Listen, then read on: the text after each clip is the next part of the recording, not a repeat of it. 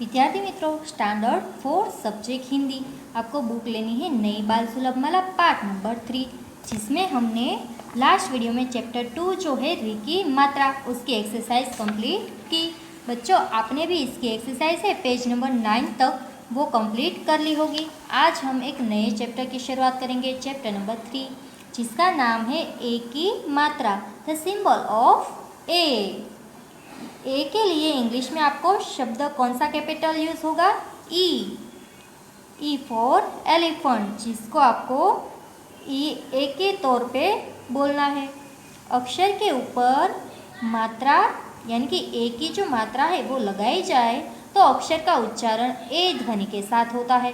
When the symbol A is add above a letter, the letter is pronounced with the sound A।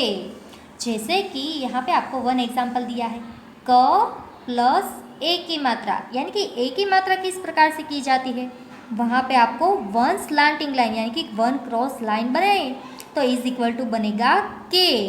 कौन सा शब्द अभी यहाँ पे बना बच्चों? के। क के लिए इस्तेमाल होगा के ए, प्लस ए के लिए क्या इस्तेमाल होगा? ई, इज इक्वल टू बनेगा के ई। कौन सी स्पेलिंग बनी बच्चों यहाँ पे? के ई मीन्स के।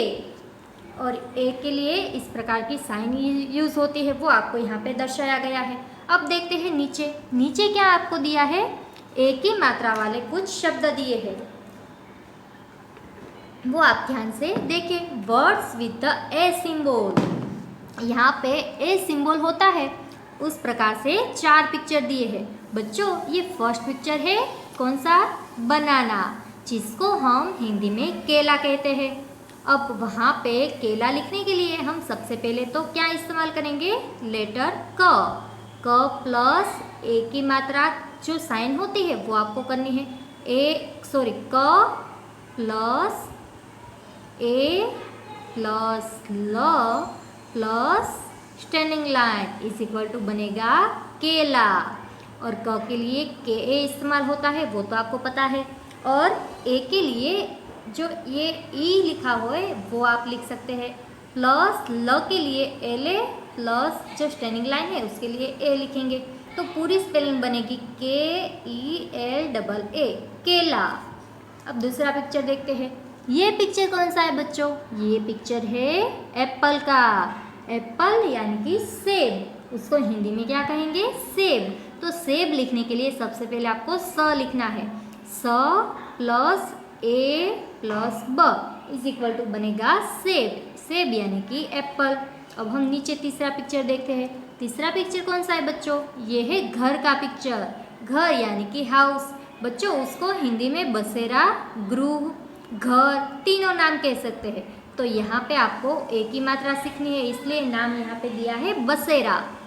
ब प्लस स प्लस ए की मात्रा प्लस र plus 1 standing line is equal to बनेगा बसेरा। और स्पेलिंग बनेगी BASERAA, बसेरा यानी कि हाउस।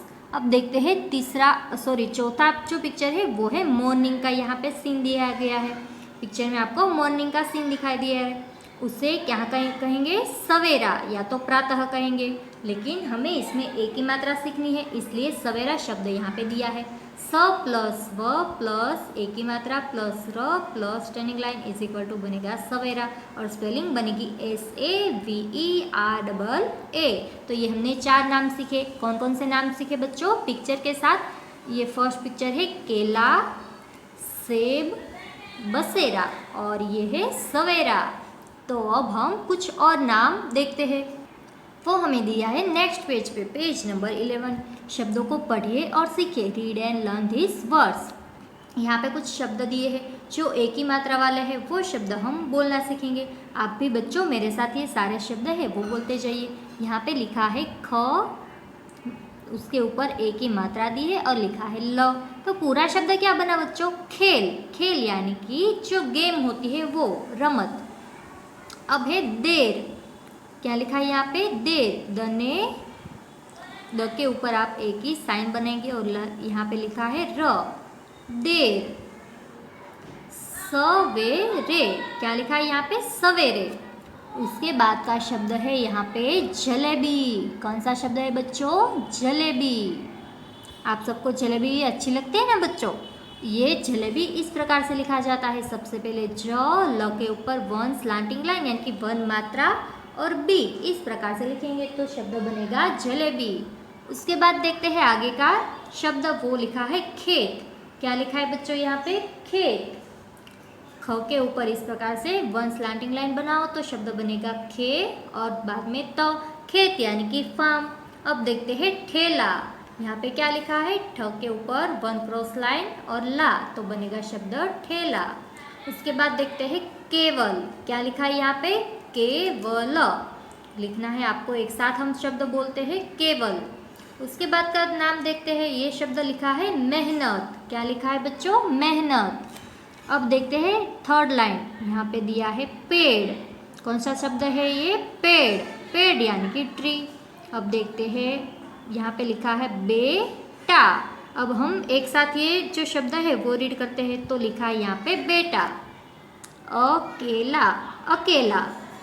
उसके बाद देखते हैं यहाँ पे लिखा है रेल गाड़ी।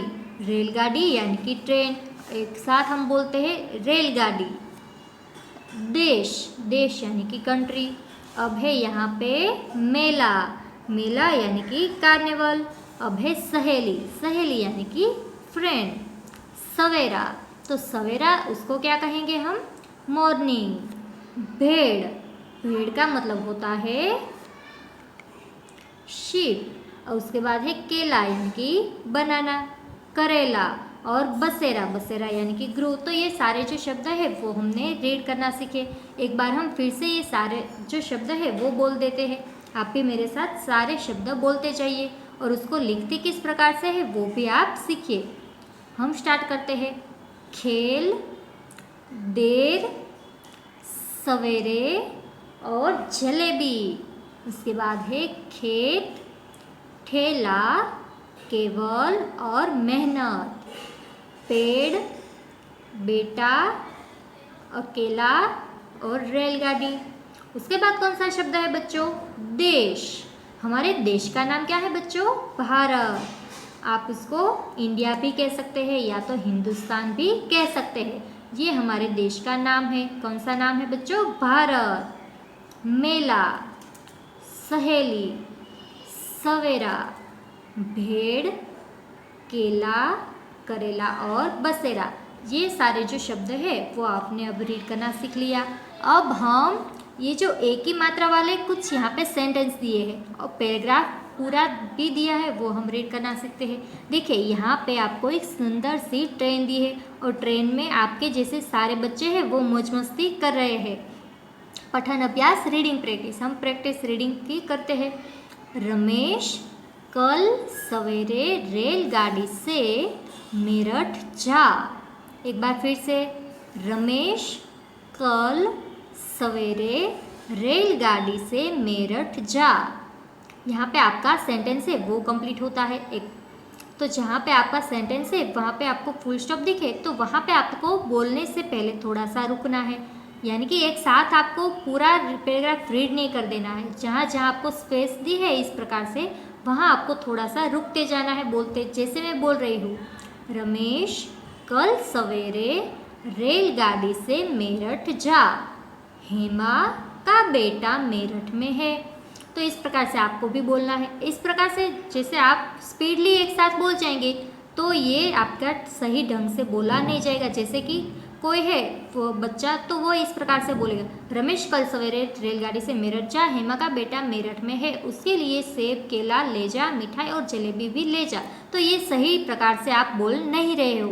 आपको जो स्पेस यहाँ पे दी है, जो फुल स्टॉप दिए हैं, आपको यहाँ पे कोमा दिया है, वो वहाँ पे आपको रुकना है बोलने से पहले। ठीक है बच्चों, हम एक बार फिर से रीड करते हैं। रमेश कल सवेरे रेलगाड़ी से मेरठ जा।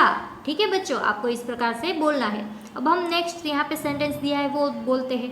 हेमा का बेटा मेरठ में है, उसके लिए सेब केला ले जा। देखिए सेब केला बीच में आपको कोमा दिया है, इसलिए सेब बोलने के बाद भी आपको थोड़ा सा ठहरना है, बाद में केला बोलना है। ठीक है बच्चों, उसके लिए सेब केला ले जा, मिठाई और जलेबी भी ले जा। मेज पर मीठे मीठे सेब और मिठाई है, तू भी एक सेब लेकर खा। आपको इस प्रकार से बोलना है। पूरा पैराग्राफ हमने रीड करना सीखा ना। अब मैं उसको आपको एक्सप्लेन करती हूँ कि एक रमेश नाम का लड़का है, उसको बोल रहे हैं कि कल सुबह तुम्हें ट्रेन से मेरठ जाना है। मेरठ एक शहर का नाम है कि तुम्हें कल सुबह जल्दी उठ के कहाँ पे जाना है, ट्रेन में बैठकर मेरठ जाना है। और जो हेमा का बेटा है वो मेरठ में है। रमेश को जो हेमा का बेटा है उसके पास जाना है और उसके लिए क्या लेके जाना है, सेब और केला भी ले जाना है और साथ साथ मिठाई और जलेबी भी ले जाना है। मेज, मेज यानी कि टेबल, टेबल पर मीठे मीठे सेब और मिठाई है। और रमेश को भी कह रहे हैं कि तुम जो हेमा का बेटा है उसके लिए तो ये सारी चीज़ें ले ही जा और साथ में तू भी एक सेब यानी कि एप्पल लेकर खा। तो ये जो रीडिंग प्रैक्टिस है वो हमने कर ली। एक बार आप फिर से मेरे साथ बोलिए। रमेश कल सवेरे रेलगाड़ी से मेरठ जा, हेमा का बेटा मेरठ में है, उसके लिए सेब केला ले जा, मिठाई और जलेबी भी ले जा। मेज पर मीठे मीठे सेब और मिठाई है, तू भी एक सेब लेकर खा। और अब हम देखते हैं ग्लोसरी यानी कि शब्दार्थ। यहाँ पे आपको शब्द दिए हैं जिसका इंग्लिश भी साथ में दिया है, वो स्पेलिंग आपको लर्न करनी है। कि आपको कोई पूछे कल, कल को इंग्लिश में क्या कहेंगे, टुमोरो, TOMORROW, तो बनेगा टुमोरो। सवेरे, सवेरा यानी कि मॉर्निंग, MORNING, मॉर्निंग यानी कि सवेरा। अब दिया है रेलगाड़ी, रेलगाड़ी को इंग्लिश में कहेंगे ट्रेन, TRAIN, ट्रेन। बेटा यानी कि सन, SON, सन। अब है सेब, सेब को क्या कहेंगे, एप्पल, APPLE, एप्पल। केला यानी कि तो उसका इंग्लिश बनेगा बनाना, BANANA, बनाना। मिठाई तो उसको क्या कहेंगे बच्चों, स्वीट्स, SWEETS, स्वीट्स। मेज यानी कि टेबल, TABLE, टेबल। और मेला यानी कि कार्निवल, CARNIVAL, कार्निवल। तो बच्चों ये ग्लोसरी है वो भी आपने सीख ली और उसको आपको लर्न भी करना है। अब नेक्स्ट पेज में ये जो चैप्टर हम सीखे, चैप्टर नंबर 3 एक ही मात्रा, उसकी एक्सरसाइज दी है जो कि हम नेक्स्ट वीडियो में देखेंगे। तब तक हमें जो आज सीखा वो अब आपको नोटबुक में लिखना है। तो क्या लिखेंगे नोटबुक में आप, तो वो मैं आपको दिखा देती हूँ। जैसे आपने चैप्टर 2 इस प्रकार से हेडिंग दी थी और रीड एंड से के जो वर्ड थे वो 3 टाइम लिखा था अपनी नोटबुक में, उसी तरह से आपको न्यू पेज लेना है और यहाँ पे चैप्टर 3 की हेडिंग डालनी है, एक ही मात्रा। और ये जो रीड एंड से वाले सारे जो शब्द है जो हमने आज टेक्स्ट बुक में सीखे, ये सारे शब्द आपको 3 टाइम लिखना है अपनी नोटबुक में। कितनी टाइम लिखेंगे बच्चों, 3 टाइम्स। और जैसे आपने चैप्टर 2 का ये रीडिंग प्रैक्टिस लिखा था, उसी तरह से चैप्टर 3 का जो पठन अभ्यास है वो ये भी आपको इस प्रकार से लिखना है अपनी नोटबुक में। और जैसे ग्लोसरी आपने 2 टाइम लिखी थी, उस प्रकार से आपको ये जो ग्लोसरी है वो 2 टाइम अपनी नोटबुक में लिखनी है। तो आज आपको होमवर्क में क्या क्या मिला बच्चों, आपको ये जो सारे शब्द है वो 3 टाइम्स नोटबुक में लिखने हैं, पठन अभ्यास 1 टाइम और ग्लोसरी 2 टाइम्स अपनी नोटबुक में लिखना है बच्चों। तो अब हम जब भी एक्सरसाइज लिखने के लिए न्यू वीडियो बनाए तब तक आपको ये होमवर्क है वो कर देना है।